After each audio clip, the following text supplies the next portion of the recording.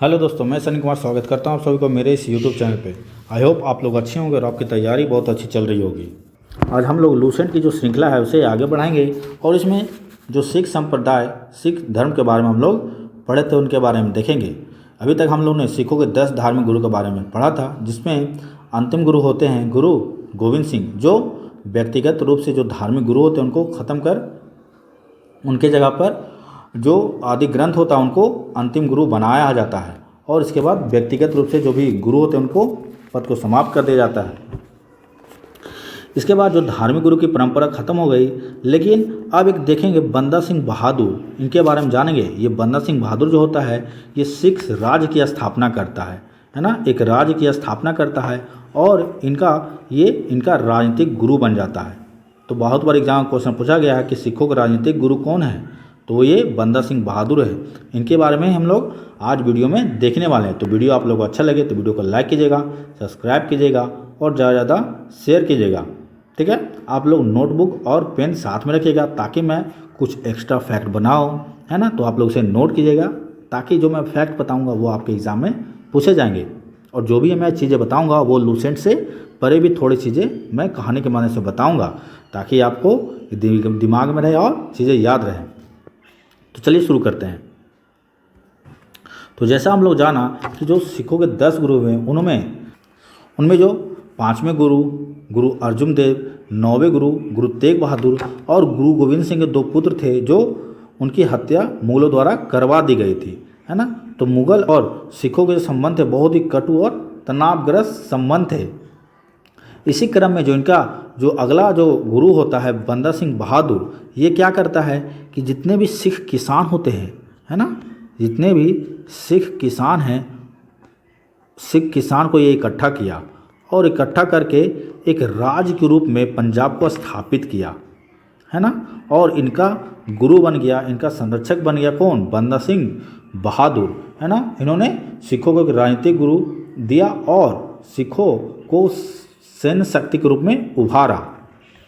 तो थोड़ी सी इनके बारे में बात कर ले तो देखते हैं बंदा सिंह बहादुर का जो जन्म होता है 1670 में पुंछ जिले, जो जम्मू कश्मीर में रजौरी गांव है, वहाँ होता है। इनके बचपन का नाम लक्ष्मण दास है। बहुत बार एग्जाम में आपके ये क्वेश्चन आया हुआ है। इनके पिता रामदेव भारद्वाज राजपूत थे, है ना। बंदा सिंह बहादुर का उद्देश्य था पंजाब को एक सिख राज के रूप में स्थापित करने का, क्योंकि अभी तक देखा जितने भी इनके गुरु हैं उनमें 2-3 गुरुओं को हत्या करवा दिया गया मुगलों द्वारा और इनको सेल्फ डिफेंस में कोई भी चीज़ें नहीं थी। तो इन्होंने ये सोचा कि अपने जो धर्म है, अपने जो धार्मिक लोग हैं, है ना, इनके धर्म के जो लोग हैं सिखों को, उनको किस तरह से बचाया जाए, किस तरह से सुरक्षित किया जाए। तो एक राज्य की स्थापना किया। उन्होंने लौगढ़ में राजधानी बनाया और लौगढ़ को बंदा सिंह बहादुर ने राजधानी बनाया। इन्होंने सिक्के भी चलाए, है ना, गुरु गोविंद सिंह और नानक के नाम का। ठीक है, बंदा सिंह बहादुर सरहिंद में एक मुग़ल फौजदार था जिनका नाम था वजीर खां, इनकी हत्या भी कर दिया। तो ये भी आपके एग्जाम में क्वेश्चन पूछा गया है कि वजीर खां की हत्या किसने किया, तो ये मुग़ल फौजदार थे। अब आगे देखें तो देखते हैं कि यहाँ पर हम लोग थे कि मुग़ल बादशाह जो था फर्रुखसियार 1716 में बंदा सिंह बहादुर के गुरदासपुर नांगल नामक स्थान पर पकड़वा कर मौत के घाट उतार दिया जाता है। यानी आपके एग्जाम में ये भी क्वेश्चन पूछा गया है कि बंदा सिंह बहादुर की हत्या किसने करवाया, तो ये करवाता है मुग़ल जो सम्राट था फर्रुखसियार। चलिए आप देखते हैं कि इनकी मृत्यु के बाद जो मुग़ल, तो आगे देखते हैं कि बंदा सिंह बहादुर जो सिखों को एक राज के रूप में उभारा था, एक शक्ति के रूप में उभारा था, उनकी हत्या के बाद जो सिख राज थे वो धीरे धीरे टूटने लगे, है ना, उनका विघटन होने लगा। आगे देखते हैं कि सहरदरा कतगड़ी के नाम से विख्यात, जहां बंदा ने हजारों मुगलों को मौत के घाट उतारा था। ये भी आपके एग्जाम में क्वेश्चन पूछा गया है कि सहरदरा कतगड़ी किसके लिए विख्यात है, तो मुगलों को मौत के घाट उतारने के लिए बंदा सिंह बहादुर द्वारा। बंदा सिंह बहादुर की मृत्यु के बाद जो सिख जो राज था वो छोटे छोटे टुकड़े में बंट गए थे, है ना। 1748 तक करता होता वो होता है करपुरू सिंह, ये कर्पूर सिंह के बारे में आप लोग नाम याद रखिए।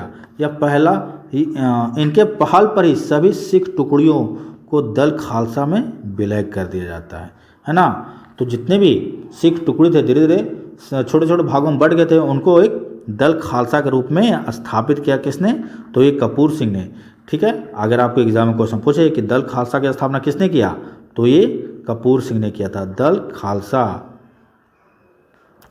है ना। एक गुरु गोविंद सिंह ने किया था खालसा पंथ की स्थापना, ये दल खालसा है, ये बात याद ध्यान रखिए आप लोग, ये कपूर सिंह द्वारा किया गया है ना, यानी सिखों को फिर से संगठित करवाया गया। चलिए आगे देखते हैं।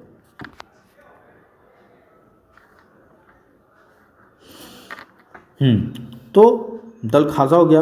अब देखते हैं जब कपूर सिंह की मृत्यु हो जाती है तो उनका बाद उसका जो नेतृत्व करता होता है, दल खालसा का नेतृत्व करता वो होते हैं जस्सा सिंह अहलूवालिया, है ना, नेतृत्वकर्ता में रखा गया, जिसे बाद में 12 दलों में विभाजित कर दिया गया। और जो दल खालसा था, जो दल खालसा बना इस तरह से पंजाब को एकत्रित कर दल खालसा, वो फिर अब देखते हैं कि छोटे छोटे टुकड़ों में विभाजित हो जाता है, यानी 12 दलों में विभाजित हो जाता है ना। इसे मिसल बोलते हैं। ये जो दल खालसा है, जो 12 छोटे छोटे टुकड़े में विभाजित हो जाता है, इसे क्या बोलेंगे, 12 मिसल, है ना, यानी मिसल यानी जत्था। तो 12 मिसल में ये विभाजित हो जाता है दल खालसा। ठीक है, चलिए अब देखते हैं आगे कि 12 दलों में विभाजित हो जाता है, इसे मिसल कहा गया, है ना। जो दल खालसा था ये 12 छोटे छोटे दलों में विभाजित हो गया, इसे दल खालसा कहा गया, है ना, और इसे ही मिसल कहा गया। मिसल अरबी भाषा का शब्द है जिसका अर्थ होता है समान, है ना। 12 मिसलों में से एक मिसल होता है जिनका नाम होता है शुक्रचकिया मिसल। क्या नाम होता है उनका, शुक्रचकिया मिसल, ये ध्यान रखिएगा आप लोग, देखिए, ठीक है, इनका नाम होता है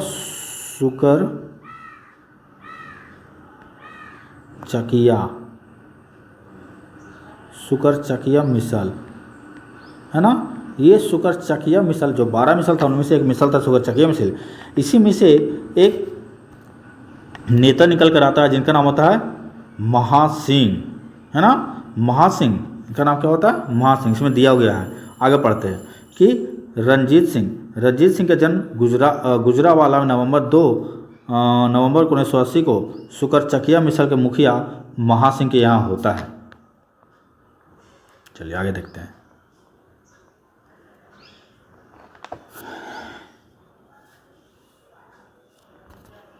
चलिए, तो आप लोगों ने देखा कि जो 12 मिसलों में जो विभाजित होता है शुक्रचकिया मिसल, है ना, उसमें से एक प्रमुख नेता होता है जिसका नाम होता है चतर सिंह।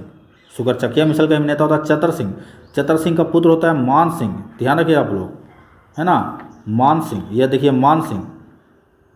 और मान सिंह का पुत्र होता है जिनका नाम होता है रंजीत सिंह, है ना, रंजीत सिंह। तो कैसे हम लोग देख रहा, पहले 12 मिसलों में विभाजित हुआ दल खालसा, फिर 12 मिसलों में से एक मिसल होता है जिसका नाम होता है शुक्रचकिया मिसल। शुक्रचकिया मिसल का नेतृत्व करता होता है चतर सिंह, है ना। चतर सिंह का पुत्र होता है कौन, चतर सिंह का पुत्र होता है महासिंह, है ना।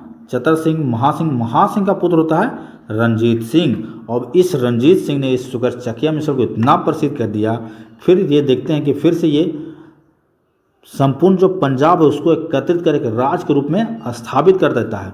इतना मजबूत ये राज हो जाता है कि ये एशिया का दूसरा सबसे बड़ा सैनिक रखने वाला हो जाता है।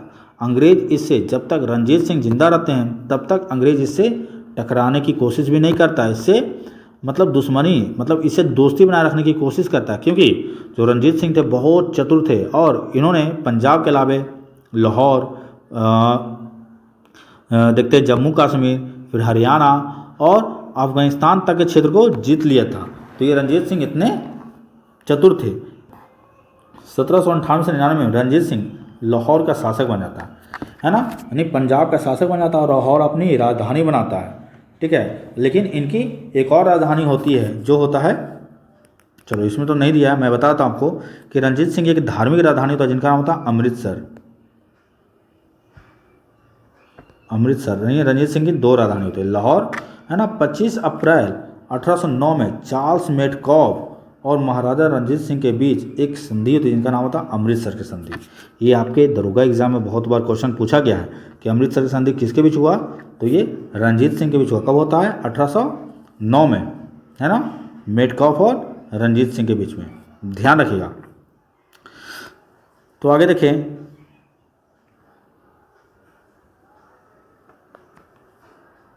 कि रंजीत सिंह ने 4 सूबों को बांटा, है ना। रंजीत सिंह ने अपने राज्य को 4 सूबों में बांटा, तब पेशावर, कश्मीर, मुल्तान और लाहौर।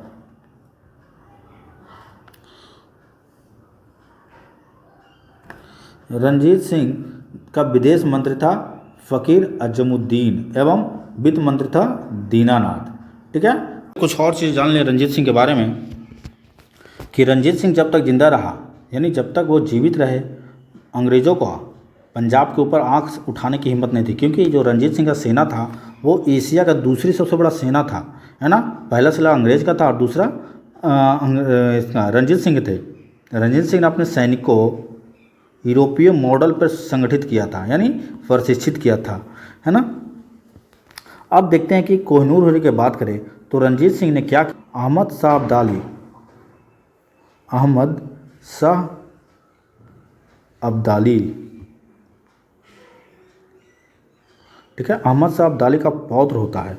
इन दोनों के बीच हो जाता है युद्ध। इन दोनों के युद्ध के बीच होता है कि एक पौत्र की जो सहायता करता है वो रंजीत सिंह सहायता करते हैं, है ना। रंजीत सिंह की सहायता से खुश होकर के अहमद शाह अब्दाली का पौत्र इनको कोहिनूर हीरा गिफ्ट करता है, रंजीत सिंह को कोहिनूर। यही कोहिनूर था जिनको नादिर शाह, जो ईरान का शासक था, भारत से यानी इनसे मोहम्मद शाह से लेकर चला गया था फारस, ईरान, फिर ईरान से होता हुआ ये अफगानिस्तान आता है अहमद शाह अब्दाली के पास, अहमद शाह अब्दाली से यानी अफगानिस्तान से फिर ये फिर से चलाता है रंजीत सिंह पास भारत। अब इसी क्रम में देखते हैं कि रंजीत सिंह की जब मृत्यु हो जाती है ना, तो भारत आ गया। फिर इसी क्रम में रंजीत सिंह की मृत्यु हो जाती है। एक फ्रांसीसी यात्री था विक्टर जगमा, उन्होंने रंजीत सिंह की तुलना नेपोलियन से की थी। नाम आप लोग लिख लीजिए, विक्टर जगमा, विक्टर जखमा, आपके एग्जाम में शायद क्वेश्चन पूछे, विक्टर जखमा। इसी तरह से देखते हैं कि रंजीत सिंह जब मृत्यु हो जाती है ना, क्योंकि जब रंजीत सिंह जिंदा थे तो अंग्रेज़ों ने रंजीत सिंह के ऊपर आंख नहीं उठाया। एक संधि की थी, जिस संधि का नाम था, कौन सा संधि, अमृतसर की संधि 1809 में हुई थी। 1809 में हुई थी। कौन सी संधि हुई थी, अमृतसर की संधि। ये आप लोग ध्यान रखिएगा, लिखा हुआ है यहाँ पर, अमृतसर की संधि 1809 में। ठीक है, तो रंजीत सिंह की मृत्यु 7 जून 1839 में होता है। इनकी मृत्यु के बाद अंग्रेज़ों का जो पैतरा स्टार्ट हो जाता है, क्योंकि जब तक रंजीत सिंह थे तब तक अंग्रेज़ों का हिम्मत नहीं हुआ इन पे आंख उठाने की। बस इनके बीच संधि हुई थी 1809 में, अमृतसर की संधि, लेकिन इन पे डायरेक्ट या इनडायरेक्ट हस्तक्षेप या अधिकार करने की कोशिश या युद्ध करने की कोशिश कभी अंग्रेज़ों ने नहीं की, क्योंकि इनके पास दूसरा सबसे बड़ा सेना था भारत में जो रंजीत सिंह थे, इनके पास एशिया का दूसरा सबसे बड़ा सेना था। पहला अंग्रेज के पास और दूसरा इनके पास था।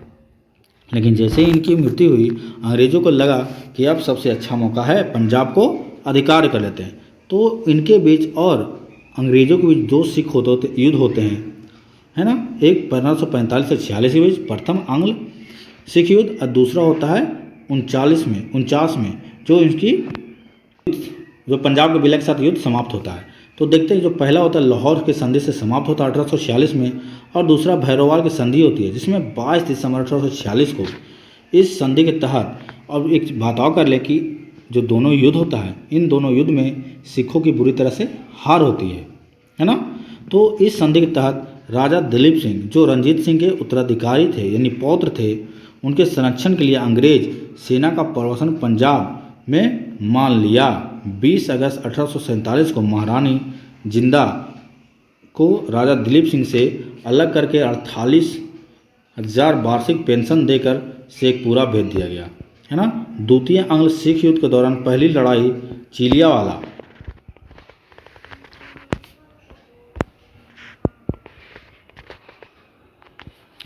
है ना, पहली लड़ाई चिलियावाला में लड़ाई सिख नेता शेर सिंह में अंग्रेजी कमांडर गफ के मध्य लड़ी गई। दूसरी लड़ाई गुजरात में चिनाब नदी किनारे चार्ल्स नेपियर के नेतृत्व में 21 फरवरी 1839 को लड़ी गई। इस युद्ध में बुरी तरह से प्राप्त होता है सिख। लॉर्ड डलहौजी 29 मार्च 1849 में घोषणा करता है कि संपूर्ण पंजाब का विलय अंग्रेजी राज में कर दिया गया। आपके एग्जाम में ये क्वेश्चन पूछता है कि अंग्रेजों का कि सिख राज के विलय की घोषणा किसने किया? तो ये डलहौजी करते हैं, है ना। महाराजा दलीप सिंह को 50,000 पाउंड वार्षिक पेंशन दे दी गई और उसे शिक्षा प्राप्त करने के लिए इंग्लैंड भेज दिया गया। सिख राज का प्रसिद्ध हीरा कोहिनूर महारानी विक्टोरिया को ही भेज दिया गया। जो द्वितीय युद्ध होता है सिखों का, उसमें हो जाता है सिखों की हार, और उसका जो राजा होता है सिखों का दलीप सिंह, वो बहुत छोटा होता है, अल्पवयस्क, तो उनको अंग्रेज़ों द्वारा भेज दिया जाता है ब्रिटेन पढ़ाई करने के लिए, और साथ में उनको दे दिया जाता है कोहिनूर हीरा। यही कोहिनूर जो हीरा होता है ये अब भारत से चला जाता है इंग्लैंड और विक्टोरिया को ये दे दिया जाता है। तो इस तरह से पंजाब का भी समापन हो जाता है, पंजाब को भी अंग्रेज अपने साम्राज्य में विलय कर लेते हैं। ठीक है, इस वीडियो को अब समाप्त करते हैं यहीं पे, फिर हम लोग मिलते हैं नेक्स्ट किसी वीडियो में। तब तक के लिए धन्यवाद। अगर वीडियो आपको अच्छा लगे तो वीडियो को लाइक कीजिएगा, सब्सक्राइब कीजिएगा और ज़्यादा से ज़्यादा शेयर कीजिएगा।